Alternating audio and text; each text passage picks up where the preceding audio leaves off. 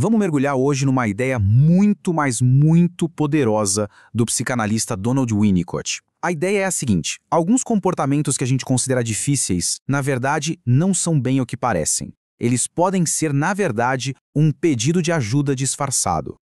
Tudo começa com essa frase: existem marcas que não aparecem no corpo. Ela já nos convida a pensar, né? A olhar para além do que é visível, para aquelas feridas que não sangram, mas que, fragmentam a alma. E é aí que a coisa fica mais complexa. Porque essas marcas invisíveis, elas se manifestam. Elas aparecem em ações, em atitudes, que na maioria das vezes são interpretadas de um jeito totalmente errado. Para a gente entender de onde vem essa ideia, a gente precisa voltar no tempo. Vamos para um cenário de caos, de separação, que acabou revelando algo muito profundo sobre a natureza humana. Pensem em Londres durante a Segunda Guerra Mundial.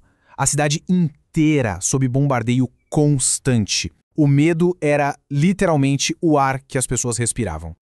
E foi nesse contexto que milhares de crianças foram evacuadas de suas casas. Elas foram salvas das bombas, sim, mas foram separadas de tudo o que conheciam.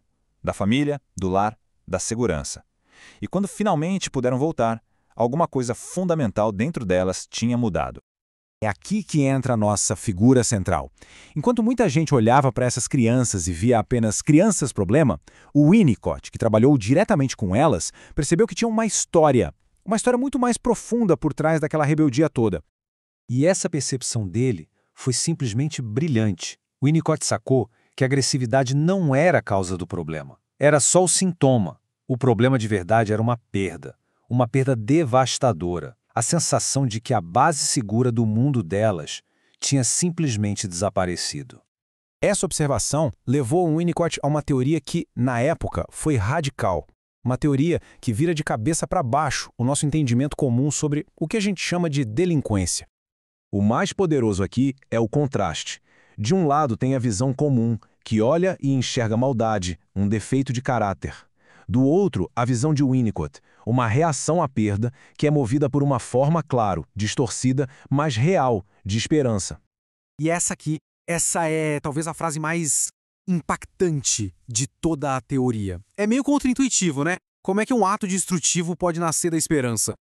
Bom, é a esperança de que, ao provocar o mundo, ao testar os limites, alguém finalmente apareça para oferecer o cuidado que faltou lá atrás. Então chegamos ao ponto central. A tendência antissocial, como o Winnicott a chamou. Não é um desejo de ser mal. É um teste. É um pedido inconsciente para que o ambiente, as pessoas ao redor, provem ser fortes o suficiente para aguentar o tranco e, quem sabe, consertar o que quebrou. Ok, vamos aprofundar um pouco mais. Como é que esse teste funciona na prática? O que esses atos estão de fato comunicando?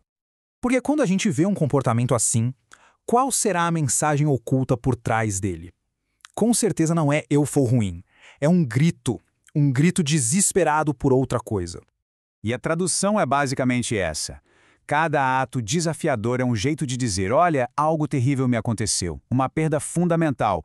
Alguém, por favor, reconheça essa dor e me ajude a contê-la. É um chamado por um porto seguro. Agora, vamos fazer uma ponte. Trazer essa ideia lá da Segunda Guerra Mundial diretamente para os nossos dias, porque a relevância dela é imensa. É verdade. A maioria de nós, felizmente, não vive mais sob a ameaça de bombardeios literais. O cenário de guerra mudou. E é exatamente isso. A privação emocional não precisa de uma guerra mundial para acontecer. Ela acontece no silêncio dos lares, na ausência de conexão verdadeira. A privação hoje em dia tem outras caras, né? São pais que estão ali, presentes fisicamente, mas distantes emocionalmente. É o isolamento de uma criança no quarto, só com a companhia de uma tela. A dificuldade de colocar em palavras sentimentos como medo, ansiedade. Tudo isso acaba criando aquele mesmo vazio que o Winnicott descreveu lá atrás. Certo! Se o problema é essa fome de cuidado, qual é a solução? O Winnicott também nos deu um mapa, um caminho para a cura.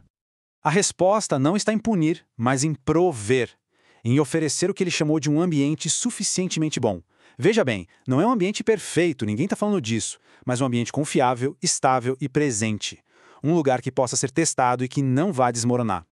E para construir esse ambiente, a gente precisa de ingredientes que são até simples, mas muito profundos. Primeiro, tempo, porque a confiança não se reconstrói da noite para o dia. Segundo, presença, presença de verdade, consistente. E, acima de tudo, humanidade. A capacidade de se conectar para além de regras e técnicas. E com isso a gente chega à conclusão central de toda essa jornada. É uma reformulação poderosa da nossa ideia de natureza humana. Ninguém, absolutamente ninguém, chega ao mundo com o desejo de destruir. O que existe, na verdade, é uma necessidade fundamental, uma fome de cuidado, de conexão.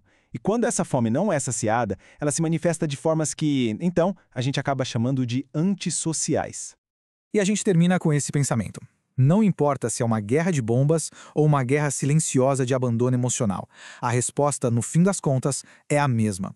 O cuidado tem o poder de reparar, de sustentar e de, finalmente, permitir que a dor encontre um lugar de descanso.